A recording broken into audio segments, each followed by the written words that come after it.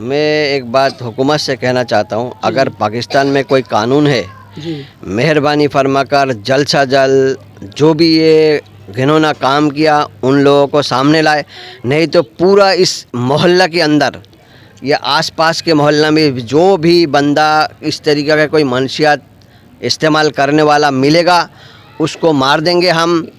کوئی بھی قانون ہمارے سامنے نہیں آنا چاہیے. دیکھ سکتے ہیں اسٹیٹ ود ان اسٹیٹ کی باتیں ہو رہی ہے. تنگ آمد بجنگ آمد اسی کو کہا جاتا ہے جب معاشرہ مایوس ہو جاتا ہے کہ ریاست کوئی کام نہیں کر رہی ہے تو اسٹیٹ ود ان اسٹیٹ قائم ہو جاتا ہے اور ایسی باتیں باہر آ جاتی ہیں. اب بتایا جائے یہ معصوم والد جو کہ اپنے لخت جگر کو اس لیے نہیں پالا ہوگا کہ 10 سال تک پالیں، اس کے بعد کوئی بھی درندہ آ جائے وہ اپنی درندگی اور ہوس کا شکار بنانے کے بعد بچے کو مار کر پھینک دیں اور پولیس جو ہے اگر ان سے کچھ پوچھا جائے تو پولیس جو ہے وہ منہ موڑے.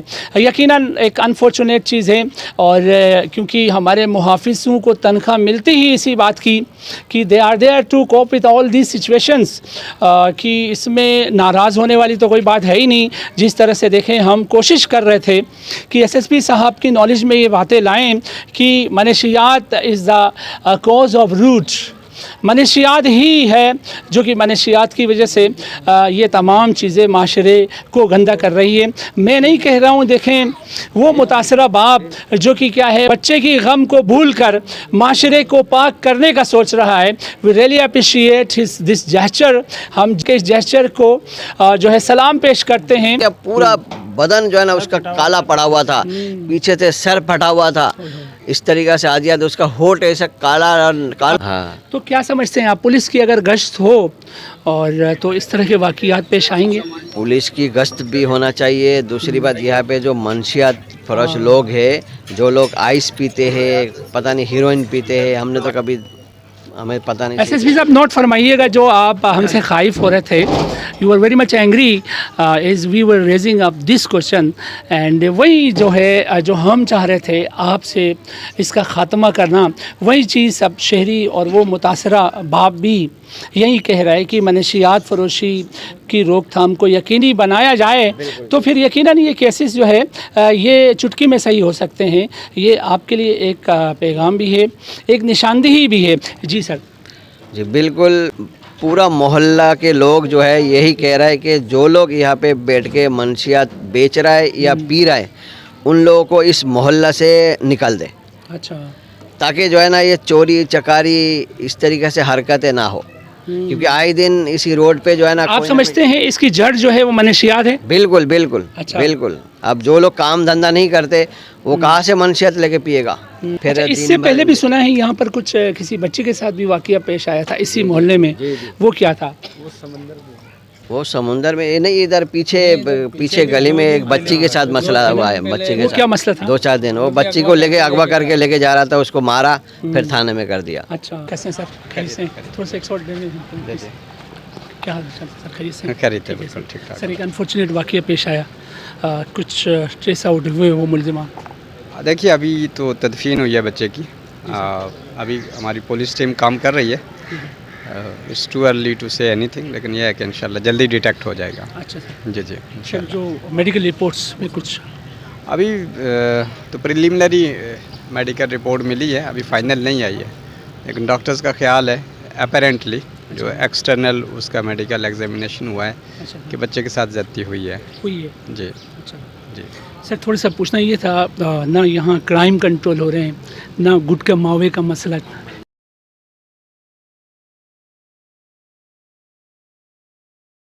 کرائم پہ کر لیں بات، باقی ہم کوشش کر رہے ہیں. آپ کو پتہ ہے جتنے ہمارے دور میں کرائم پہ کنٹرول ہوا کبھی نہیں ہوا، اور ابھی پہلے والی حالت نہیں ہے. سر آپ کا تو ایک نام ہے ماشاء اللہ. ہم کام کر رہے ہیں اس پہ. جی.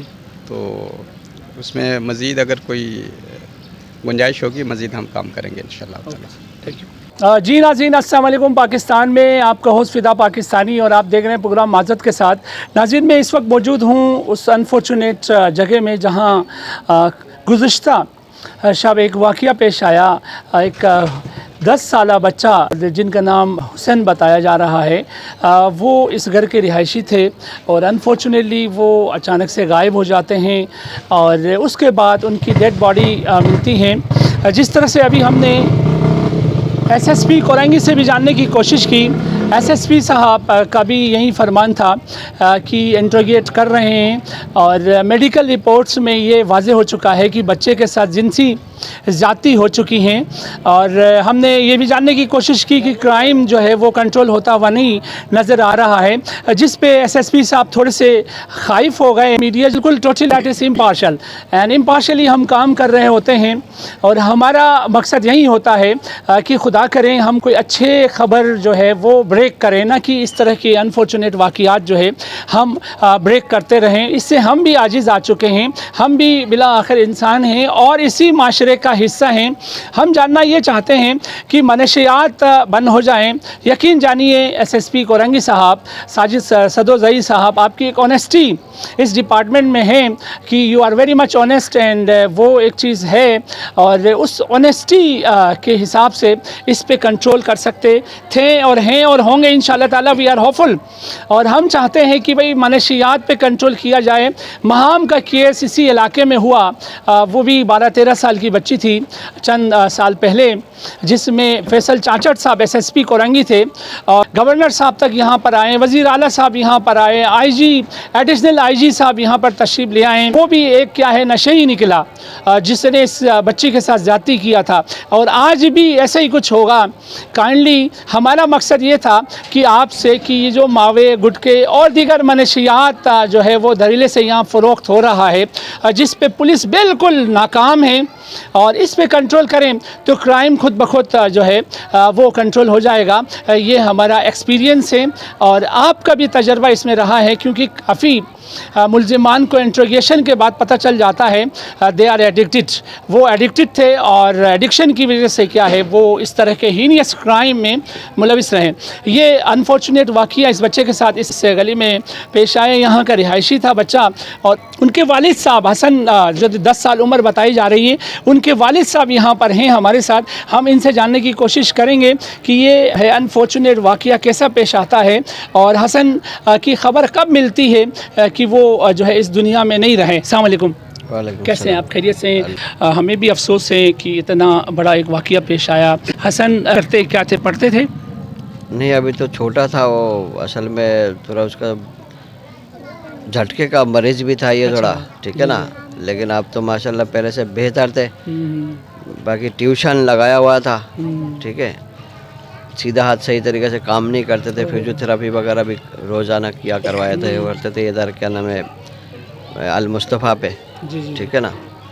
लेकिन कल दोपहर को जो है वो घर से लापता हुआ, तो ढूंढने निकले पूरे, पहले तो अपने घर वाले निकले, अच्छा, इसके बाद पता चला मोहल्ला वालों को, तो पूरे मोहल्ला वाले निकले, पूरा मोहल्ला वाले ढूंढ के थक गए। फिर ऐलान भी करवाया चारों तरफ, बाहर भी दिखाया, लेकिन नहीं मिला।